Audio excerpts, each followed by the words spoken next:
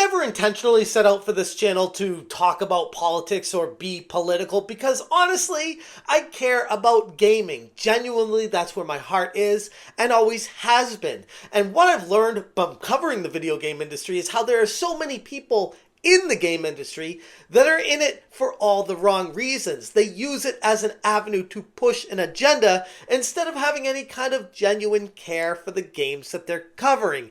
And what just transpired with Donald Trump winning the 2024 election exposed all these people for exactly what they are. They are not game journalists, they are straight up activists, and they are melting down on social media. What's going on, guys? Welcome to another episode of Smash JT.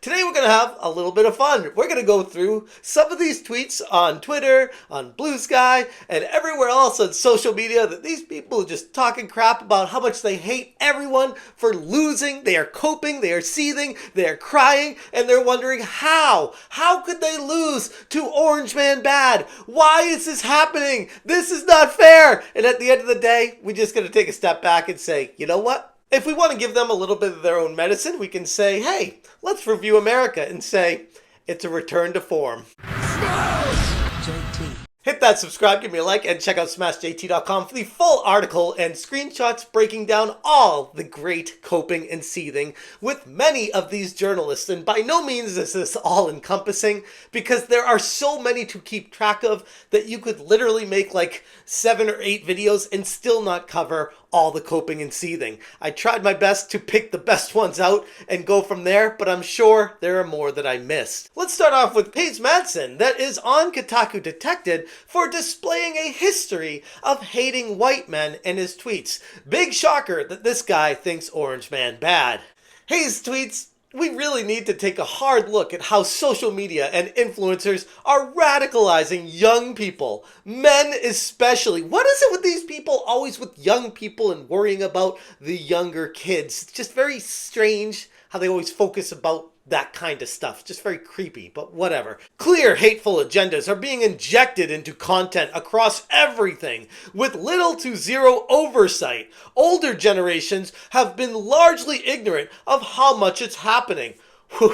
Source, please? Like, what kind of hateful agendas are being injected things? This is the problem with these types of people, is anything that they disagree with just automatically becomes a hateful agenda because they use words to wield them to push their own agendas. And if it doesn't agree with what they think, it's hateful, it's bigoted, it's awful, and it needs to be in a prison camp because that's where these people all belong. Madson used to work at Kotaku, so I guess you could say you could take the employee out of Kotaku, but you can't take Kotaku out of the employee. He's currently at Inverse right now, but it's changed nothing about his perspective. Then we get to Rebecca Valentine, best known for pushing a hateful narrative against Black Myth Wukong's game studio Game Science and trying to get them canceled, where she takes to Twitter and said, I sent in a volunteer form to a local refugee organization this morning. I have to choose to keep fighting, keep helping, keep trying, keep hoping. And this tweet right here might seem a little bit innocuous at first glance, but no,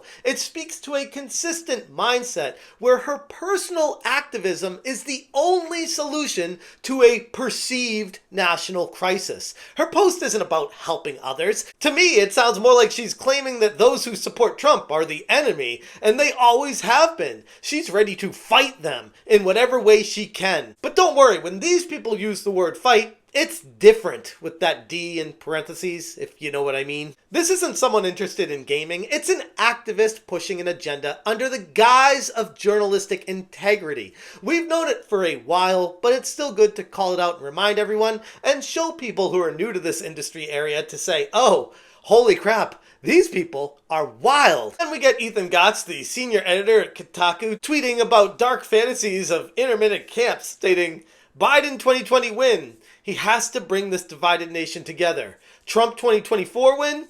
Dems must help build the intermittent camps or else. And this tweet is straight up cynicism and fear-mongering. The old reliable, rather than advocating for unity, he's indulging in that weirdo paranoid fantasy where Trump supporters are ready to build those intermittent camps because, yeah, why not just jump straight into hyperbole? It's grotesque exaggeration that only serves to paint his opponents as monsters, preparing the audience for the very worst. And then we get Carolyn Petit, who loves to dehumanize people because he has dehumanized himself, and he definitely needs to get some serious psychological help, in my humble opinion. Grievance politics, the lust for a feeling of superiority over others, domination ideology, white supremacy remains at the sick, poisoned heart of this country. Sharing a tweet breaking down the races and gender of people that wanted to vote for Trump.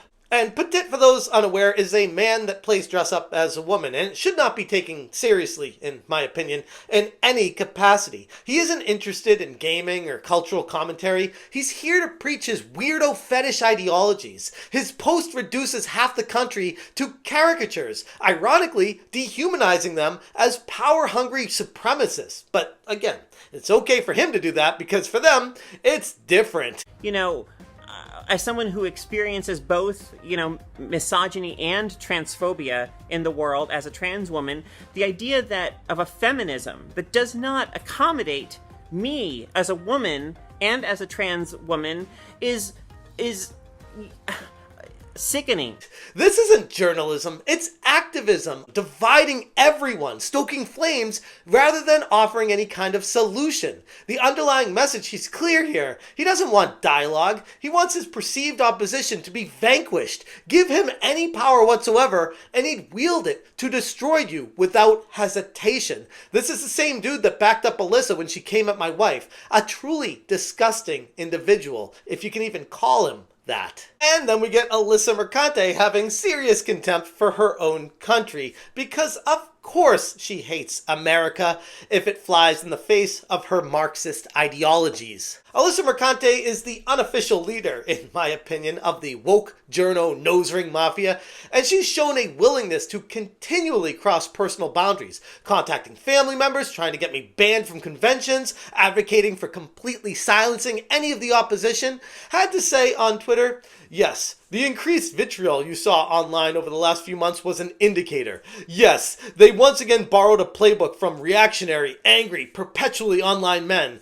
We are a stupid country. Because, of course, anyone that disagrees with a line of thought or an ideology that is held by Alyssa has to be stupid. She goes on to say, at this point, I'm an expert in online extremism and how it seeps into the real world. So if you need anyone to speak to it, hit me up. Which I would argue she probably is an expert in it, but not in the way she's trying to come across here. She's an expert in it because it's all she focuses on from her own perspective on a daily basis. And then we get to Jessica Cogswell, who is an editor for GameSpot, who has many times in the past said that she suffers from clear depression issues among many other social anxiety issues. And she's lamenting the influence of social media on, you guessed it, once again, younger people, because that's what these people always seem to key in on. I don't know how we do it or stomach it, but all I can think about right now is how we need to somehow reach the young white men and women who are being pushed far right by TikTok, Instagram, and other sites like this run by people with very clear agendas and hateful hearts, because obviously everything boils down to gender, skin color. They look at people like a number and a checkbox. They are the epitome defining of what DEI is and what's wrong with it. This is the epicenter of where it all comes from. People like this trying to label you, put you in a box and say, we need to teach you how to think properly because that way we can control you. Ash Parrish from The Verge saying, it's begun.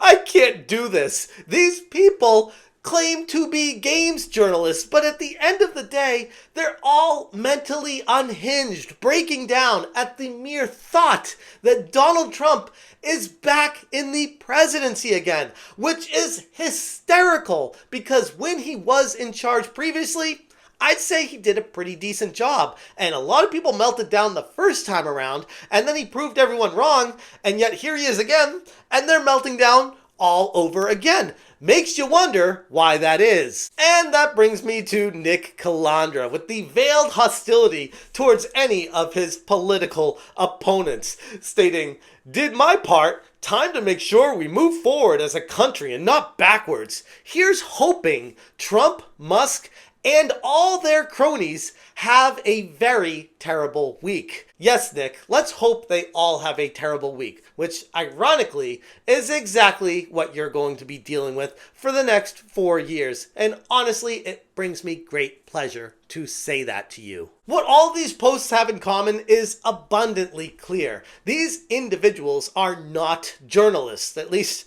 not in the traditional sense. They're activists, using the veil of journalism in gaming to push ideologies and demonize those who oppose them. They're not interested in fostering any kind of discussion or understanding. They want one thing and one thing only: controlling the narrative. The gaming industry, in their eyes, is just a convenient vessel through which they can preach their message and exert any kind of power or influence over their perceived audience. Their reactions to the election put on full display a desire for power over their adversaries, not just a simple disagreement over policy or preferences. If these folks had influence that they craved, they would no doubt use it to silence, deplatform, and ruin the lives of those they see as obstacles. Hell, we've even seen it happen to me among many other people in YouTube personally, where Nick Calandra took down my website until it ultimately came back up and the Wix thought better of it because they're like, oh wait,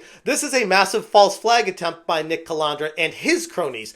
But it's okay if they do it because, again, it's different. Or when Alyssa Marquez reached out to my wife trying to get us divorced because she couldn't stand the thought of somebody having an independent career in games journalism that doesn't need them to tell them how to think. Or how her manager, Carolyn Petit, echoed her sentiment. It was like, yeah, I'd do the same thing. These people are employed by these gigantic corporations, these corporations that are hemorrhaging money. And because of that, they're not going to be around much longer. And they are desperately clinging to any kind of control and power they can find. And we're seeing it in real time, just how embarrassing they really are. For the actual gamers out there, this is all a very sobering reminder that the media figures they follow are driven by agendas that extend far beyond their stated purpose. The gaming industry has changed from talking about games we love to instead become a battleground, a fight, not just for ideas, but influence. And these activists are far more interested in policing your thought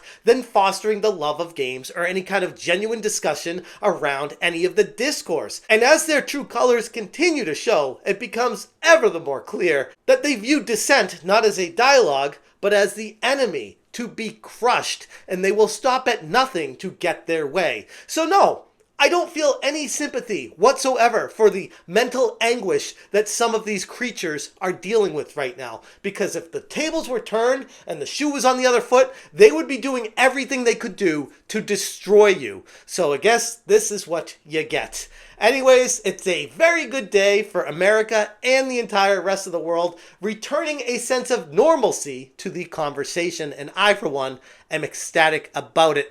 And man, it's great to see them cope and seethe like they predictably are doing. Anyways, I'm going to leave it there. If you guys want more information of the full screenshots and all that kind of stuff, check out smashjt.com. I will link the article in the description below. If you appreciate what I'm doing, hit that join button. Thank you so much for watching. And as always, you stay smashing. Today, I wanted to talk to you about something that's simultaneously making me really angry lately and also breaking my heart. And that is that a very significant number of people who self-identify as feminists are once again spreading a tremendous amount of rhetoric that argues that trans women are not women. Smash JT. Smash JT. Smash JT.